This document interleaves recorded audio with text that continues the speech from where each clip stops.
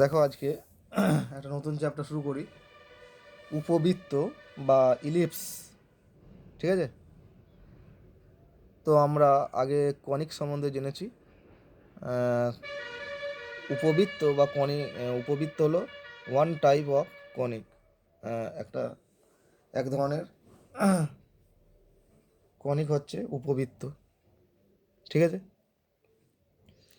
তো উপবৃত্তের সংজ্ঞা কি হবে? কোনো কনিকের উৎকেন্দ্রতা এর মান যদি একের চেয়ে ছোট হয়, তখন ওই কনিকটাকে বলবো উপবৃত্ত। এটা হচ্ছে শর্ট ফর্মে উপবৃত্তের সংজ্ঞা। কোনো কনিকের উৎকেন্দ্রতা উৎকেন্দ্রতার মান এক অপেক্ষা ছোট হলে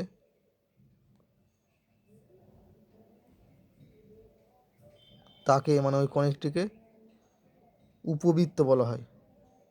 ঠিক আছে, উপবৃত্ত বলে। এটা হচ্ছে শর্টকাটে মনে রাখার নিয়ম। এর মান যদি একের চেয়ে ছোট হয় তাহলে তাকে উপবৃত্ত বলা হয়। এক ইকুয়াল টু এর মান যদি এক হয় তাহলে তাকে অধিবৃত্ত বলা হয়, আর একের চেয়ে বড় হলে তাকে পরাবৃত্ত বলা হয়, আর এর মান জিরো হলে তাকে বৃত্ত বলা হয়। এটা আগেই বলেছি। ঠিক আছে, তাহলে এর সংজ্ঞাটা একটু ডিটেলস যদি বলি তাহলে কি হবে। ঠিক আছে, সঞ্চার পথ দিয়ে যদি বলি কী হবে দেখো। কোনো সমতলে যদি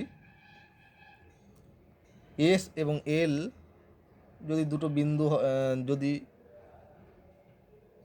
এস হচ্ছে একটা নির্দিষ্ট বিন্দু আর এল হচ্ছে একটি নির্দিষ্ট সরলরেখা হয়, এবং একটি চলমান বিন্দু ওই সমতলে যদি এমনভাবে গতিশীল হয় যে নির্দিষ্ট বিন্দু এস এবং নির্দিষ্ট ওই সরলরেখা এল থেকে তার দূরত্ব দুটির অনুপাত সর্বদা ধ্রুবক হয়, এবং ওই ধ্রুবকের মান যদি 1 অপেক্ষা ছোট হয় তবে ওই চলমান বিন্দুর সঞ্চারপথকে উপবৃত্ত বলা হয়।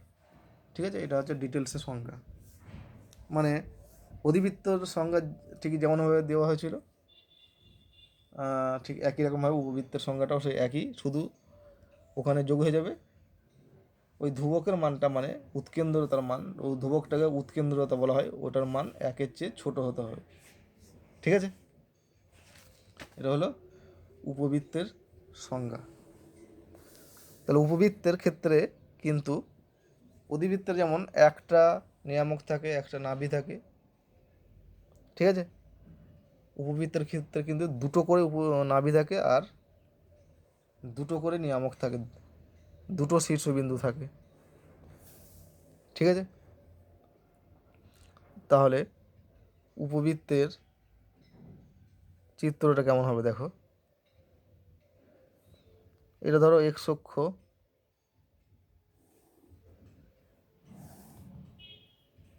এটা হচ্ছে ওয়াই অক্ষ।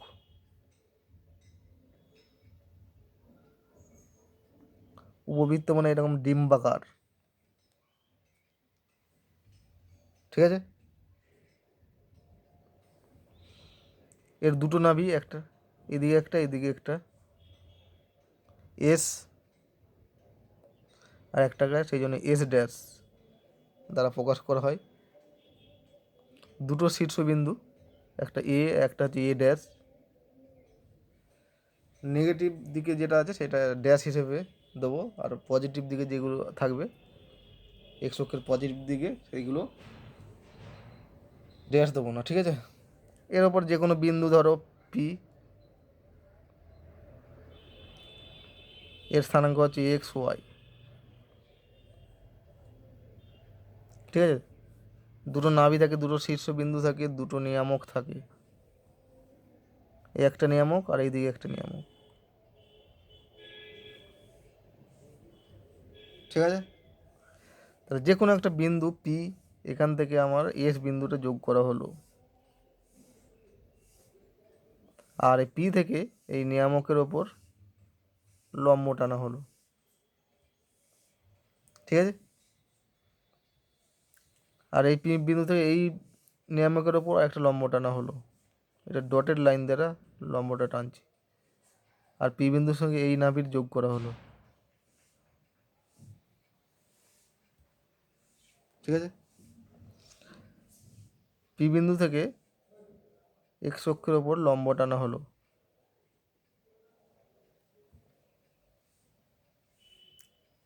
এন, লম্বটার নাম দেওয়া হলো এন।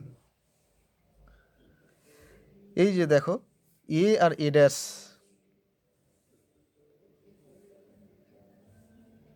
এই রেখাংশটাকে বলা হয় এই উপবৃত্তের পরাক্ষ বা মেজর অ্যাক্সিস, ঠিক আছে। আর এখানে ধরো এই বিন্দুটা হচ্ছে বি, আর এটা হচ্ছে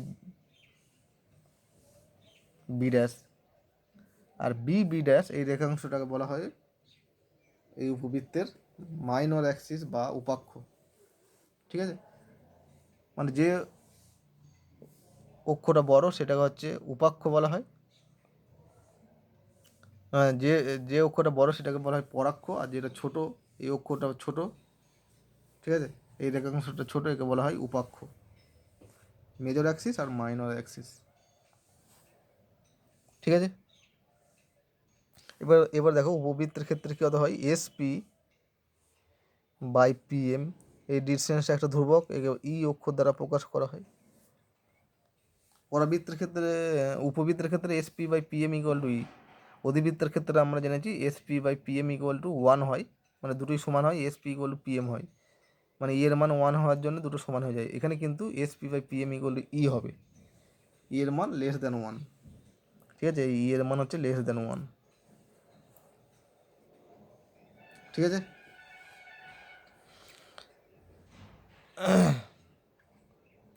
তাহলে তারা অতএব, তার মানে এই উপবৃত্তের ওপর যে কোনো বিন্দুর জন্য আমরা এটা পাবো, সেই বিন্দু থেকে নাভির দূরত্ব আর সেই বিন্দু থেকে নিয়ামকের দূরত্ব একই হয়, S P by P M equal to E হয়। তাহলে দেখো এই উপবৃত্তের ওপর এ একটা বিন্দু, ঠিক আছে, তাহলে এ বিন্দু থেকে নাভির দূরত্ব কত, এস এ ইকুয়াল টু এ বিন্দু থেকে নিয়ামকের দূরত্ব, এই বিন্দুটা যদি জেড নাম দিই, ঠিক আছে, এই সরলরেখাটা এই সরলরেখা যেখানে ছেদ করি সেটাকে যদি আমি জেড নাম দিই, তাহলে এ বিন্দু থেকে এস নাভির দূরত্ব ইকুয়াল টু হয়ে যাবে এ বিন্দু থেকে এস নাভির দূরত্ব বাই এ বিন্দু থেকে নিয়ামকের দূরত্ব ইকুয়াল টু হয়ে যাবে জেড, তার মানে হচ্ছে এ জেড ইকুয়াল টু হয়ে যাবে ই, ঠিক আছে। এটা হচ্ছে যে কোনো বিন্দুর জন্য। তাহলে দিস ইমপ্লাইজ কত হয়ে যাবে, এস এ ইকুয়াল টু হয়ে গেলো ই ইন্টু এ জেড, ঠিক আছে, এটা 1 নম্বর নাম দিলাম। আবার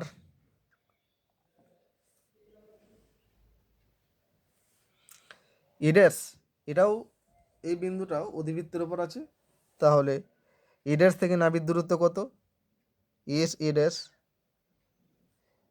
বাই এ ড্যাশ থেকে এই নিয়ামকের দূরত্ব কত,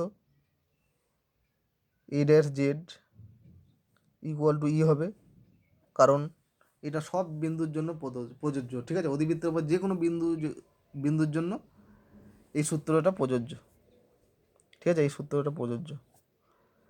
তাহলে S A dash equal to হয়ে যাবে ই ইন্টু এ ড্যাশ জেড, এটা আর একটা সমীকরণ পেলাম, ঠিক আছে। তাহলে দেখো এখন ধরি এ ড্যাশ, এটা একটা রেখাংশ উপবৃত্তের, এই রেখাংশটাকে বলেছি আগে কি বলা হয়, মেজর অ্যাক্সিস বা উপাক্ষ। এই দৈর্ঘ্যটাকে আমি ধরে নিলাম 2a একক, টোটাল দৈর্ঘ্যটা 2a, ঠিক আছে। আর এ ড্যাশের মধ্যবিন্দু এটা ধরলাম সি, সিটাকে বলা হয় এই উপবৃত্তের কেন্দ্র, ঠিক আছে। তাহলে অতএব কী হয়ে যাবে, A dash C equal to A C, এ দুটো হয়ে যাবে, সি যদি মধ্যবিন্দু হয়।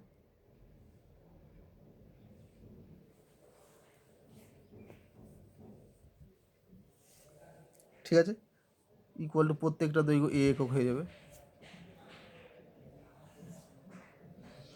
তাহলে দেখো এবার কি হবে, এখন form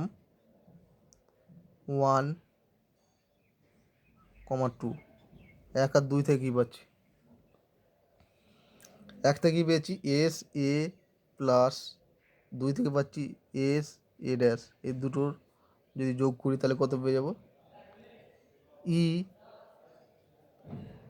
A Z plus A dash Z, 1 আর 2 যোগ করছি, তাহলে দিস ইমপ্লাইজ এস এ আর S A dash, S A আর এস এ ড্যাশ টোটালটা যোগ করলে কত হয়ে যাবে, এই দুটো রেখাংশ যোগ করলে কত হবে দেখো, এ এ ড্যাশ হয়ে যাচ্ছে। ঠিক আছে, দুটো রেখাংশ যোগ করলে এস এ মানে এই রেখাংশটা প্লাস এস এ ড্যাশ মানে এখান থেকে এতটা পর্যন্ত, এই দুটো যোগ করলে টোটাল এ এ ড্যাশ রেখাংশটা পেয়ে যাচ্ছে।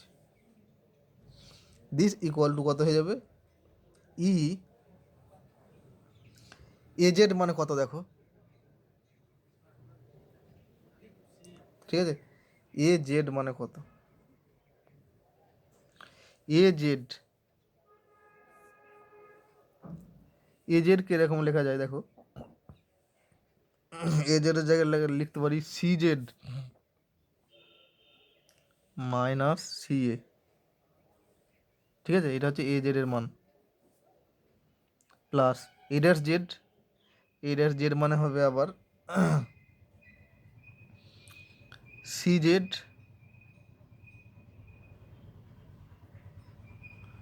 Plus C A dash. ঠিক আছে, এ ড্যাশ জেড মানে এখান থেকে এতটা এ ড্যাশ জেড, তাহলে এখান থেকে বলতে পারি A dash C plus C Z মানে হচ্ছে C Z plus C A dash, এটা বলতেই পারি। ঠিক আছে, আবার সি এ আর সি এ ড্যাশ এই দুটো একই, এই দুটো কেটে গেল, দুটো দৈর্ঘ্য একই, তাহলে দিস ইকুয়াল টু হয়ে গেল ই ইন্টু টু সি জেড, এখানেও সি জেড এখানেও সি জেড, আর এ এ ড্যাশের মান কত, টু এ, তাহলে টু এ ইকুয়াল টু হয়ে গেল two E C Z, two two কেটে দিলাম, তাহলে দিস ইমপ্লাইজ, এটা কত হলো দেখো, দিস ইমপ্লাইজ সি জেড, ঠিক আছে, সি জেড ইকুয়াল টু হয়ে গেল এ বাই ই।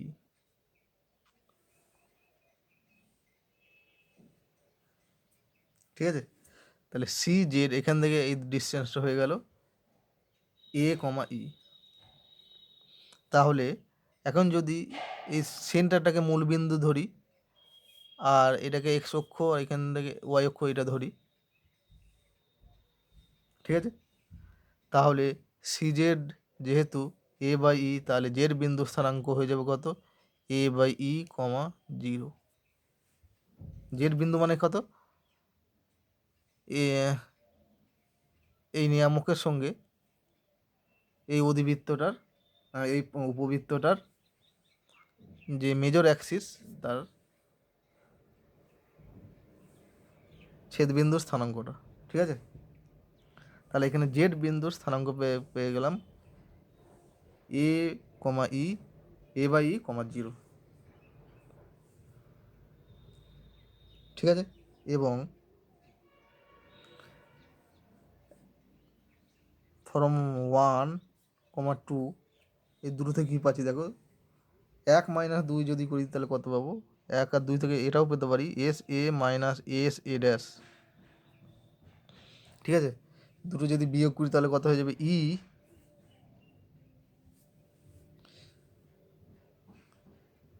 2 থেকে এটা একটু ইয়ে করি, এস এ ড্যাশ থেকে এস এ বাদ দিয়ে দিচ্ছি।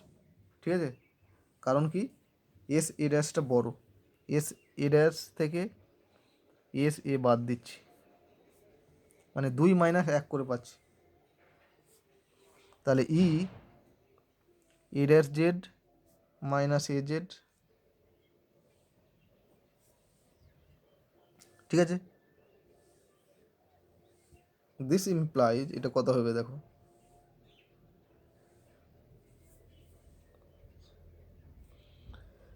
S A dash, S A ড্যাশটা কীভাবে লিখবো এবার, S A dash, S A dash এটাকে লেখা যায় C A dash plus C S, ঠিক আছে। এস এ ড্যাশটাকে লেখা যায় C A dash plus C S, এখান থেকে এটা প্লাস সি থেকে এটা, মাইনাস এস এ কে কী লিখতে পারি, এস এ কে লিখতে পারি সি এ মাইনাস সি এস, সি এ মাইনাস সি এস, ঠিক আছে। সি এ মাইনাস সি এস এটা লিখতে পারি। This equal to E into, এবার দেখো এ ড্যাশ জেড থেকে এ জেড, এটা বাদ দিচ্ছি তো, এ ড্যাশ জেড এই রেখাংশ থেকে এ জেড যদি বাদ দিই তাহলে অ্যাকচুয়ালি পাচ্ছি এ এ ড্যাশ এই রেখাংশটা। তাহলে দিস ইকুয়াল টু, দুটো বাদ দিলে হয়ে যাবে এ এ ড্যাশ রেখাংশটা। তাহলে দিস ইমপ্লাই কত দেখো, সি এ ড্যাশ আর সি এ, এই দুটো রেখাংশের দৈর্ঘ্য একই, কেটে গেল। তাহলে এখানে C S minus of minus C S, মানে এখানেও একটা সি এস পেয়ে যাবে। তাহলে 2 into C S equal to পাবো E into 2 A, a dash মানে হচ্ছে 2 এ, 2 2 কেটে গেল। তাহলে this implies C S equal to A E, ঠিক আছে। সি এস রেখাংশের দৈর্ঘ্য হচ্ছে এ ই, মানে কেন্দ্র থেকে এটা যদি মূল বিন্দু হয় তাহলে এস এই রেখাংশটার দৈর্ঘ্য হচ্ছে এ ই, তার মানে নাভির স্থানাঙ্ক একটা পেয়ে গেলাম এ ই কমা 0, ঠিক আছে। তাহলে এই অধিবৃত্তটার নাভির স্থানাঙ্ক হচ্ছে এ ই কমা 0, আর পরাক্ষ আর নিয়ামকের যে ছেদবিন্দু তার স্থানাঙ্ক হচ্ছে এ বাই ই কমা 0, এই দুটো স্থানাঙ্ক আমরা পেয়ে গেলাম, ঠিক আছে। এবার দেখো এখন কি পাবো, এটা নাম দিলাম 4 নাম্বার, এটা নাম দিলাম 3 নাম্বার সমীকরণ, ঠিক আছে। এখন সি এন কত পেয়ে যাব, সি এন কী করে পাবো, সি এন পি বিন্দুর স্থানাঙ্ক এক্স ওয়াই, তাহলে পি এনটা হচ্ছে ওয়াই আর সি এনটা হচ্ছে এক্স, ঠিক আছে। সি এনটা এক্স আর পি এনটা হচ্ছে ওয়াই, এটার কাজে লাগবো। সি এন মানে কত পাবো, এক্স, আর পি এন এর দৈর্ঘ্য হচ্ছে ওয়াই, এবং পি এম কত, পি এম, পি এম মানে হচ্ছে এন জেড, ঠিক আছে। কেন, চিত্রটা দেখো, পি থেকে এই নিয়ামকের ওপর ছেদবিন্দুটা এম নাম দিলাম, আর পি থেকে এই নিয়ামকের ওপর অঙ্কিত দূরত্বের যে পাদবিন্দু সেটা এম ড্যাশ নাম দিলাম, ঠিক আছে। পি থেকে এখানে লম্ব টানো হয়েছে আর পি থেকে এই শহরের উপর লম্ব টানো হয়েছে। তাহলে পি এম মানে হচ্ছে এন জেড, পি এম মানে কত, এটা একটা আয়তক্ষেত্র, তাহলে দুটো বিপরীত বাহু সমান, ইকুয়াল টু এন জেড হবে, ঠিক আছে। তাহলে পি এম ইকুয়াল টু হয়ে গেল এন জেড। তাহলে দিস ইকুয়াল টু কত হয়ে যাবে, আবার এন জেড মানে কত, C Z minus C N, ঠিক আছে। এন জেডটা কত দেখো, এন জেড মানে হচ্ছে সি থেকে জেড একবার বাদ দেবো মাইনাস সি এন বাদ দেবো, ঠিক আছে। এখন সি জেডের দৈর্ঘ্য আমরা আগেই পেয়েছি, কেন্দ্র থেকে জেড বিন্দুর স্থানাঙ্ক, কেন্দ্র থেকে জেড বিন্দুর দূরত্ব সি জেড, ঠিক আছে। এটা কত পেয়েছি, A by E minus C এনটা এক্স, এটা পেয়ে গেলাম পি এম এর মান। ঠিক আছে, পি এম এর মান। আর এস এনটা কত হয়ে যাবে, এস এর মানে কত দেখো, C S minus C N. চিত্রটা একটু লক্ষ্য করো, এস এন মানে হচ্ছে C S minus C N, কী জন্য পাচ্ছি, এস এন মানে এখান থেকে এই ডিস্টেন্সটা ইকুয়াল টু পাবো C S minus C N, এই দুটো দূরত্বের বিয়োগফল। তাহলে দিস ইকুয়াল টু, এখন সি এস পেয়েছি আমরা এই, কেন্দ্র থেকে নাভির দূরত্ব হচ্ছে এই, মাইনাস সি এন মানে হচ্ছে এক্স। তাহলে এখন এস এন পেয়ে গেলাম, পি এম পেয়ে গেলাম। ঠিক আছে, এবার দেখো কী করি। এখন সমকোণী ত্রিভুজ চিত্র লক্ষ্য করো, এস পি এন থেকে কী পাচ্ছি, এস পি এন থেকে পাই। ঠিক আছে, এস পি এনের চিত্র দেখো, এস পিটা হচ্ছে অতিভুজ, তাহলে S P square equal to পাবো S N square plus P N square, একটা লম্ব একটা ভূমি। ঠিক আছে,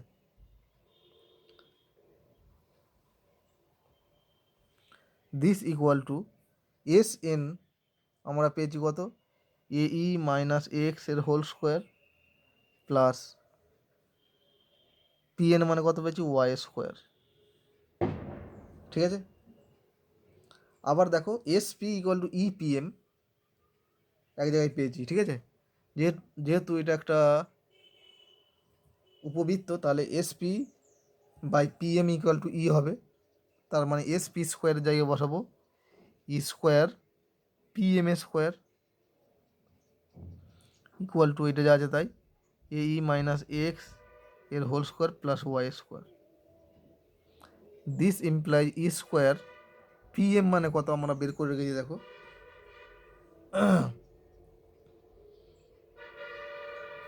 ঠিক আছে, পি এম এখানে বের করে রেখেছি A by E minus X, A by E minus X এটা বসিয়ে দিলাম equal to A E minus X এর whole square plus Y square. তাহলে দিস ইমপ্লাইজ ইটাকে এখানে যদি গুণ করে দিয়ে সঙ্গে, তাহলে এ মাইনাস ই এক্স এর হোল স্কোয়ার ইকুয়াল টু পেয়ে যাব এ ই মাইনাস এক্স এর whole square plus Y square. এই সমীকরণটা পাচ্ছি। ঠিক আছে, দিস ইমপ্লাইজ ওয়াই স্কোয়ার কত পাবো, এ মাইনাস ই এক্স এর হোল স্কোয়ার প্লাস এ ই মাইনাস এক্স এর হোল স্কোয়ার। ঠিক আছে, এবার শুধু ক্যালকুলেশন। দিস ইমপ্লাই দেখো কত হবে, ওয়াই স্কোয়ার ইকুয়াল টু কত হবে, দুটো দিয়ে ভেঙে দিই তাহলে হবে এ square minus two A E x plus e square x square. ঠিক আছে, মাইনাস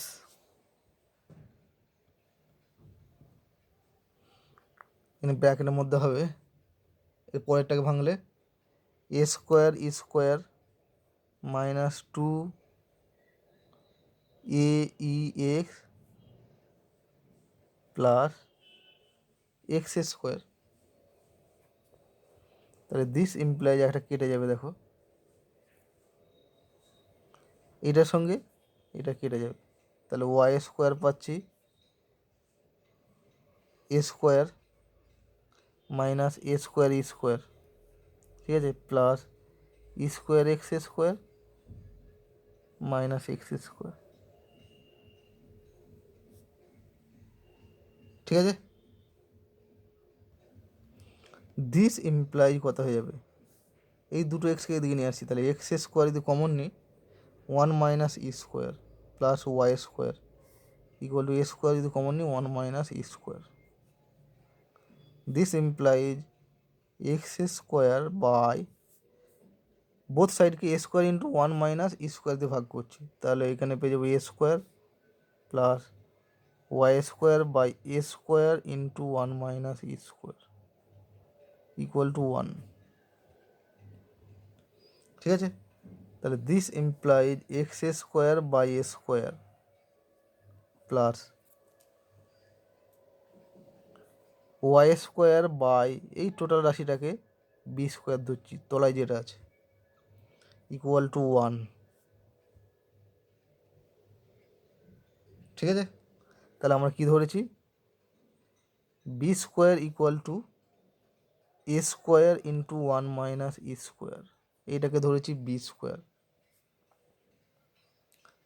ঠিক আছে, এটা ধরছি বি স্কোয়ার। তাহলে ইটা যেহেতু একের চেয়ে ছোটো, তাহলে 1 মাইনাস ই স্কোয়ারটা পজিটিভ, এ স্কোয়ারও পজিটিভ, তাহলে বি স্কোয়ারও পজিটিভ হয়ে গেল। ঠিক আছে, তাহলে এইটাই হচ্ছে উপবৃত্তের সমীকরণ। এই সমীকরণটাই হলো, ইহাই হলো উপবৃত্তটির সমীকরণ, যার কেন্দ্র মূল বিন্দুতে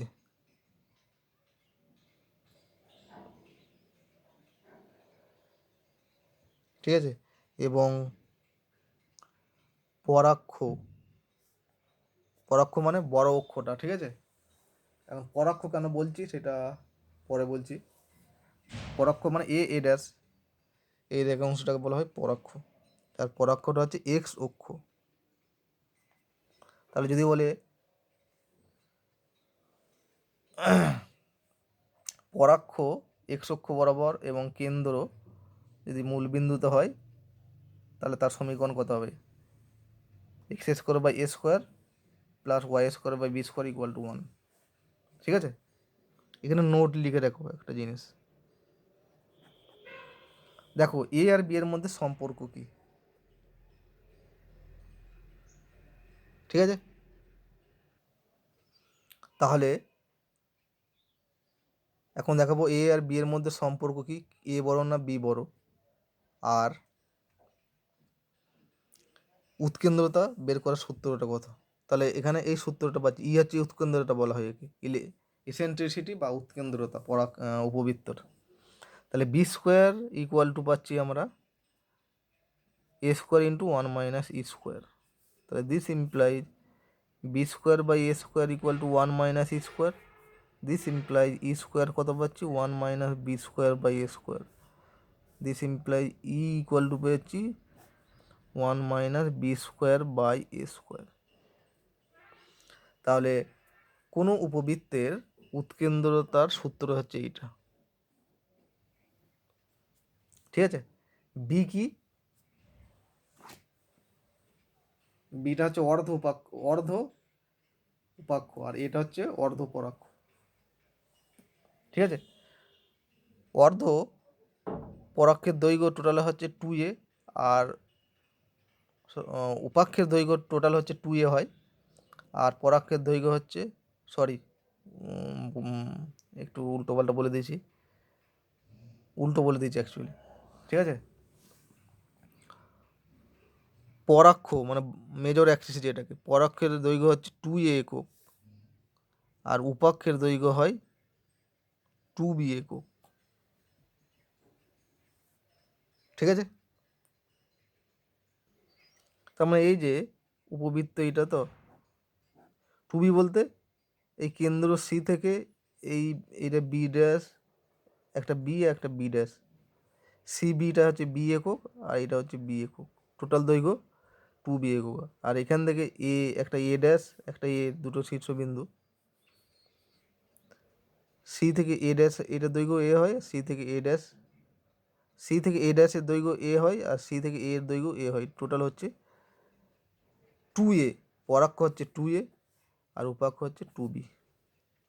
এই অক্ষটাকে বলা হয় পরাক্ষ আর এটাকে বলা হয় উপাক্ষ। ঠিক আছে, একটা মেজর অ্যাক্সিস, একটা হচ্ছে মাইনর অ্যাক্সিস। কীভাবে মনে রাখবো? মেজর মানে বড়,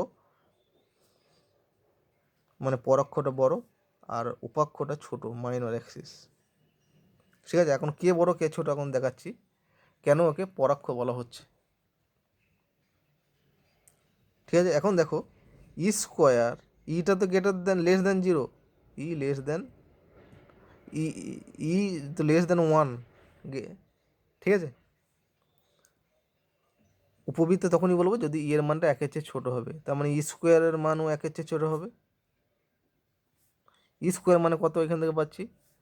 ই স্কোয়ার মানে 1 minus B square by A square. ঠিক আছে, এভাবে করলে কিন্তু প্রমাণটা আসবে না। ই সবসময় গ্রেটার দেন 0 হয় আর ই এর মান লেস দেন 1 হয়। ই কারণ কি? দুটো দূরত্বের অনুপাত। ঠিক আছে, উপবৃত্তের ক্ষেত্রে ইটা লেস দেন 1 হয় আর ই সর্বদা গ্রেটার দেন 0 হয়, যে কোনো কণিকের ক্ষেত্রে। তাহলে ই গ্রেটার দেন 0, তাহলে E square greater than 0। E square greater than 0 মানে কত?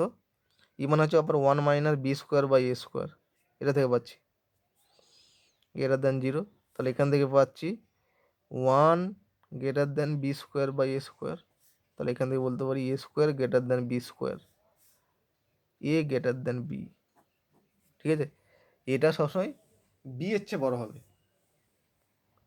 তার মানে এটাও 2b এর চেয়ে বড় হবে। তার মানে পরাক্ষের দৈর্ঘ্যটা উপাক্ষের দৈর্ঘ্য চেয়ে বড় হবে। সেই জন্যে এটাকে বলা হয় পরাক্ষ বা মেজর অ্যাক্সিস, এটা হচ্ছে মাইনর অ্যাক্সিস। ঠিক আছে,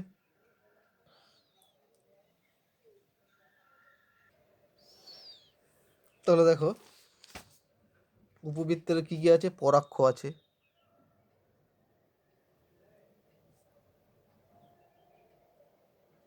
ঠিক আছে, উপাক্ষ আছে, এই সংজ্ঞাগুলো মনে করে রেখে দেবে। পরাক্ষের হচ্ছে মেজর অ্যাক্সিস বলা হয়, আর ইংরাজি নাম হচ্ছে মাইনর অ্যাক্সিস।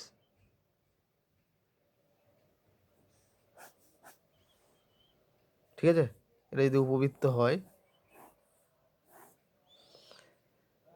উপাক্ষটা যদি এক্স অক্ষ বরাবর হয়, মানে এটা এ ড্যাশ, এটা হচ্ছে এ হয়, এটা হচ্ছে পরাক্ষ বা মেজর অ্যাক্সিস, বড় বলে এটাকে পরাক্ষ বলা হয়। আর এটা এখান থেকে এই দৈর্ঘ্যটাকে বলা হয় উপাক্ষ, এই রেখাংশটাকে বলা হয় উপাক্ষ। তাছাড়া আছে কেন্দ্র সি, এটা হচ্ছে কেন্দ্র। আর কি আছে? শীর্ষ, দুটো শীর্ষ আছে বা ভার্টেক্স, এটা একটা শীর্ষ, এখানে একটা শীর্ষ। দুটো নাভি আছে, এখানে একটা নাভি, এখানে একটা নাভি। ঠিক আছে, দুটো নিয়ামক আছে, এদিকে একটা এদিকে একটা। ঠিক আছে, তাহলে দেখো এই উপবৃত্তটার নিয়ামকের সমীকরণ কত হবে? দেখো এই যে এই এক্স অক্ষের সঙ্গে এই যে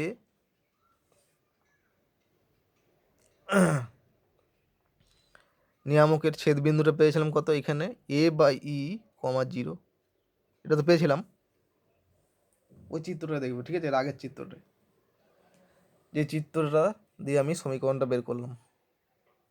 আর এইটার স্থানাঙ্ক কত? নাভির স্থানাঙ্ক এ ই কমা 0।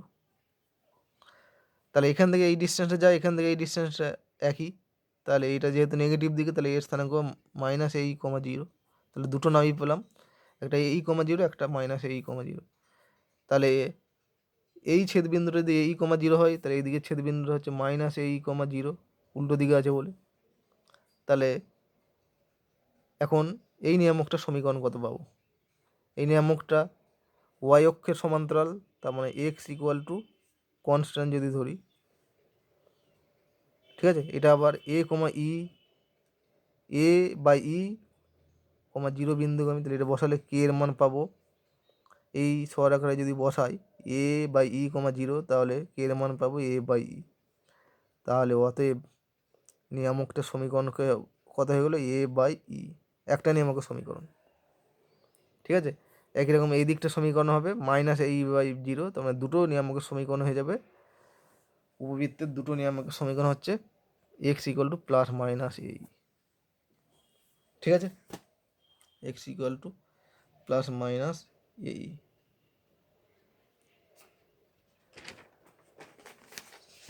এরপর আসছি দেখো নাভিলম্বের প্রান্তবিন্দু দুটির স্থানাঙ্ক। ঠিক আছে, নাভিলম্ব মানে নাভির ওপর লম্ব, এটা নাভি, এর ওপর লম্বটা হলো এই, যেটার দৈর্ঘ্য কত। তাহলে দেখো এখান থেকে এই ডিস্টেন্সটা কত এই, তাহলে এর ভুজটা আমি বলতে পারি, এই বিন্দুর ভুজটা হচ্ছে এই, আর কোটিটা ধরলাম আমি টি। তাহলে এই কমা টি এটা কার ওপর আছে, এই উপবৃত্তটার ওপর আছে, মানে X square by A square plus Y square by B square equal to 1 এই উপবৃত্তের ওপর আছে। ঠিক আছে, তাহলে দিস ইমপ্লাইজ এক্সের জায়গায় কী বসাবো এ ই, মানে a square plus e square by A square plus ওয়াইয়ের জায়গায় t square by B square equal to 1, এটা কেটে গেল। তাহলে t square by B square equal to পাচ্ছি 1 মাইনাস ই স্কোয়ার। ঠিক আছে, তাহলে দিস ইমপ্লাইজ টি স্কোয়ার সমান কত, সমান বি স্কোয়ার ইন্টু 1 মাইনাস ই স্কোয়ার। এখন বি স্কোয়ার আর এ স্কোয়ারের মধ্যে একটা সম্পর্ক আছে, বি স্কোয়ার মানে হচ্ছে এ স্কোয়ার ইন্টু 1 মাইনাস ই স্কোয়ার।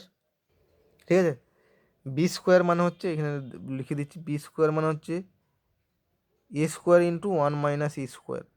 তাহলে বি স্কোয়ার বাই এ স্কোয়ারের মান পেয়ে যাবো 1 মাইনাস ই স্কোয়ার। ঠিক আছে, তাহলে 1 মাইনাস ই স্কোয়ার মানটা বসাচ্ছি, তাহলে এটা বি স্কোয়ার এলো, আর 1 মাইনাস ই স্কোয়ার মানে হচ্ছে B square by A square, তাহলে এটার মান হচ্ছে টি স্কোয়ার। তাহলে অতএব টি কত পেয়ে যাবো, T equal to plus minus, এটা B to the power 4 by square মানে হচ্ছে